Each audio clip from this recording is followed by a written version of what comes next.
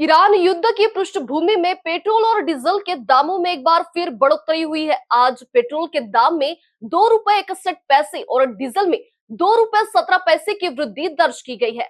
इसके बाद यवतमाल जिले में पेट्रोल की कीमत 113.17 रुपए प्रति लीटर, जबकि डीजल 99.83 रुपए प्रति लीटर तक पहुंच गया है। खेती किसानी के कामों में तेजी आने के कारण किसानों को इस समय बड़ी मात्रा में डीजल की आवश्यकता पड़ रही है। ऐसे में जिले में कई पेट्रोल पंपों पर घंटे लंबी कतारें देखने को मिल रही है। लगातार बढ़ती ईंधन की कीमतों ने किसानों और आम नागरिकों की चिंता बढ़ा दी है। इसी बीच राज्य में विधान परिषद चुनाव की प्रक्रिया जारी रहने के दौरान ईंधन दरों में लगातार हो रही वृद्धि को लेकर स्वाभिमानी शेतकरी संगठन ने सरकार पर निशाना साधा है।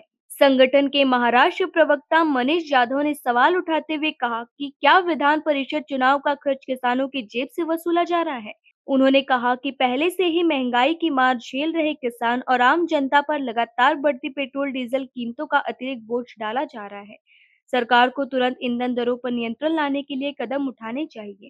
केंद्र शासनाच्या माध्यमातून सध्या देशांतर्गत या 10 दिवसामध्ये चौथ्यांदा पेट्रोल आणि डिझेलचे दर वाढलेले आहे। पेट्रोल 2 रुपये 61 पैसे तर डिझेल 2 रुपये 17 पैशांनी वाढलेलं आहे। महाराष्ट्रामध्ये सध्या विधान परिषदेची निवडणूक चालू आहे। हा पैसा का शेतकऱ्यांकडून काढायचा आहे की काय असा प्रश्न एक सामान्य शेतकरी म्हणून मला पडलेला आहे। एकीकडे जगण्याची उमेद गमावून बसलेला शेतकरी सततची नापिकी, कर्जबाजारीपणामुळे व नैसर्गिक आपत्तीमुळे व शेतमालाला भाव नसल्यामुळे दररोज या पुरोगामी महाराष्ट्रामध्ये आपला जीवन संपवतोय, आत्महत्या करतोय।